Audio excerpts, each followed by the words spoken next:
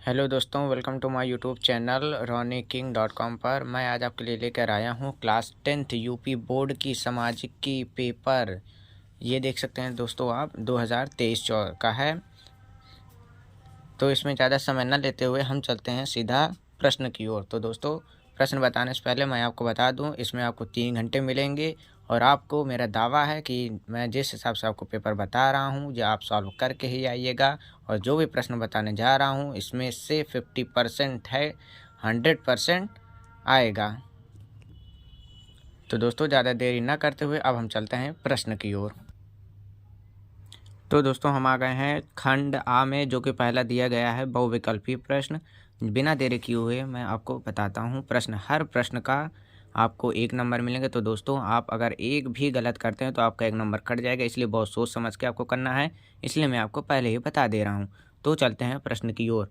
इसमें दोस्तों पहला प्रश्न है, निरंकुशवाद का तात्पर्य है ABCD। आपको 4 ऑप्शन दिए रहेंगे, इन चारों में से जो सही हो आपको वहाँ आप क्वेश्चन मार्क आपको वहाँ OMR सीट में आपको फिल कर देना है। तो दोस्तों, इसमें से जो भी सही होगा आप उसे पे टिक कर दीजिएगा। टिक ए आपको ये ऐसे करना होगा दोस्तों, देख सकते हैं इस तरह करके, गोले से ना तो अंदर हो ना तो बाहर हो। अब चलते हैं दूसरे प्रश्न की ओर। उदारवाद से तात्पर्य है, इसमें भी आपको 4 ऑप्शन दिया गया है, निजी संपत्ति का, राज्य द्वारा आर्थिक गतिविधियों पर पाबंदी, व्यक्ति को स्वतंत्रता तथा कानून के समक्ष समानता, कुछ लोगों के हाथ में शासन की शक्ति। तो दोस्तों, इसमें से जो सही होगा आप फिल कर दीजिएगा। अब चलते हैं तीसरे प्रश्न की ओर। जलियांवाला बाग कांड में गोलियां चलाने किसने चलवाई?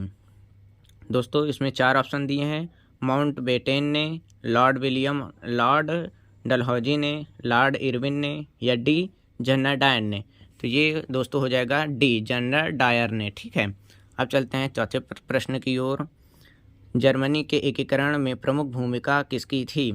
तो जर्मनी के एकीकरण में प्रमुख भूमिका थी बिस्मार्क का। हालांकि इसमें नाम कम दिया है, इसमें ऑटो बिस्मार्क होना चाहिए, लेकिन केवल बिस्मार्क दिया है। चलिए ठीक है, अगर आप पढ़े रहेंगे तो आप लगा लेंगे।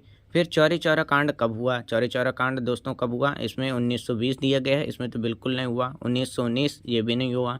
1919 में हुआ था जलियांवाला बाग हत्याकांड। 1929 ये भी नहीं हुआ था। या 1922? हाँ, ये सही है, 1922। अब चलते हैं छठे प्रश्न की ओर। विभिन्न स्तरों का सत्ता का बंटवारा कहलाता है। इसमें भी 4 ऑप्शन दिए हैं दोस्तों, ये आपको अपने से ही लगाने हैं ताकि आप भी कुछ पढ़ें। नहीं, मैं ही बता दूंगा तो आप मेहनत नहीं करेंगे। अब चलते हैं सातवें प्रश्न की ओर। हिंदी किस प्रकार की भाषा है? तो हिंदी राज्य प्रकाश की भाषा है, या क्षेत्रीय भाषा है, या अल्पसंख्यकों की भाषा है, या इनमें से कोई नहीं? तो दोस्तों, ये भी आपको ही लगाने हैं।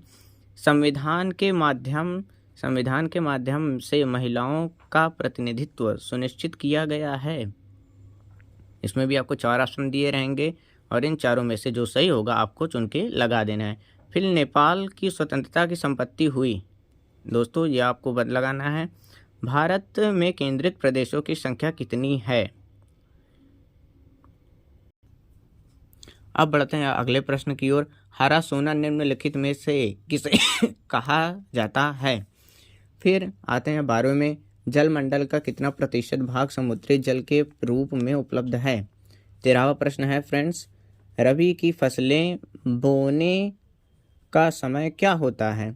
तो दोस्तों, रबी की फसलें बोने का समय क्या होता है? अक्टूबर से दिसंबर, या मार्च अप्रैल, या जून जुलाई, या अगस्त सितंबर, या अगस्त और सितंबर?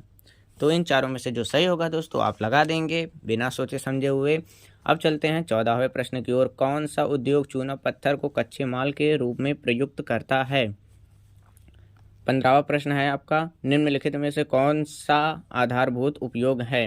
दोस्तों, मेरे चैनल को सब्सक्राइब करना ना भूलें और ऐसे ही लेटेस्ट वीडियोस पाने के लिए आप बेल आइकन को प्रेस जरूर कर दें, ताकि मेरे हर लेटेस्ट वीडियोस आप तक सबसे पहले पहुंच सके और आप उसे देख सकें, ताकि आप क्लास में पीछे ना हों या एग्ज़ाम में पीछे ना हों। अब चलते हैं 16वें प्रश्न की ओर। सूचना का अधिकार अधिनियम कब पारित हुआ? 17वां प्रश्न है आपका, भारत में आर्थिक उदारीकरण की शुरुआत कब हुई? फिर 18वां प्रश्न है, विकास का महत्वपूर्ण घटक है। अब चलते हैं 19वां प्रश्न, जब एक देश में एक स्थान से दूसरे स्थान पर व्यापार किया जाता है उसे क्या कहते हैं दोस्तों?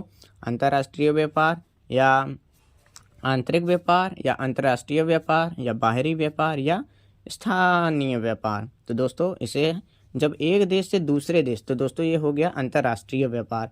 अब चलते हैं 20वें प्रश्न की ओर, और ये हमारा लास्ट प्रश्न है।